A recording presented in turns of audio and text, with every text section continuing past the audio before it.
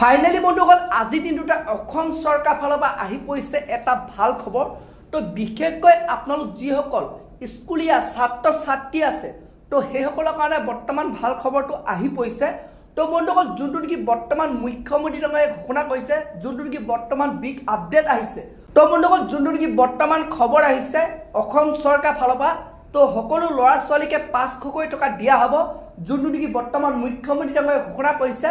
তো বন্ধুসকল আপোনালোকক মই সবিশেষ জনাম আৰু সেই ভিডিঅ' ক্লিপটো যোনটো নেকি বৰ্তমান মুখ্যমন্ত্ৰী ডাঙৰীয়াই আজি ঘোষণা কৰিলে, তো সেই ভিডিঅ' ক্লিপটো আপোনালোকক মই এই ভিডিঅ'তে দেখুৱাম। তো আপোনালোকে সেইটো কাৰণে ভিডিঅ'টো একেবাৰে স্কিপ নকৰাকৈ আপোনালোকে চাই থাকিব। আৰু লগতে যদি আপোনালোকে মোৰ চেনেলটোত নতুনকৈ ভিজিট কৰিছে, চেনেলটো লাইক এটা কৰিব, পাৰিলে ছাবস্ক্ৰাইব এটা কৰিব।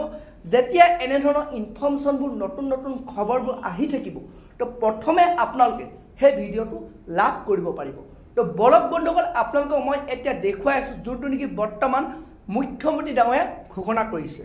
আগতে আমি যেতিয়া ঘৰত যাওঁ মায়ে মেট্ৰিকৰ আগত গাখীৰ খাব দিয়ে, কিমান গাখীৰ খাম আৰু মাক কওঁ গাখীৰ নাখাওঁ। এতিয়া ডাঙৰ হৈ বুজিলো মায়ে আমাক গাখীৰ দিয়ে, আমি গাখীৰ নাখাওঁ।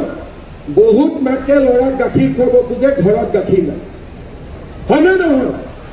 আজি মেট্ৰিকটো দিব ল'ৰাটোৱে, মাকৰ মন যায় নে নাযায় গাখীৰ এগিলাচ ল'ৰাটোক খুৱাবৰ কাৰণে? যায় নে নাযায়? কিন্তু পইচাওতো লাগিব। এতিয়া মই নিয়ম কৰিছো মেট্ৰিকৰ কেণ্ডিডেটক যাতে মাকে গাখীৰ এগিলাচ খুৱাব পাৰে, মাহত 300 টকাকৈ তাৰ একাউণ্টত মেট্ৰিক পৰীক্ষা নোহোৱালৈকে জমা দিব। ভাল হ'ব নে বেয়া হ'ব? লুঙিতকৈ ভাল বেয়া হ'ব নে বেয়া হ'ব?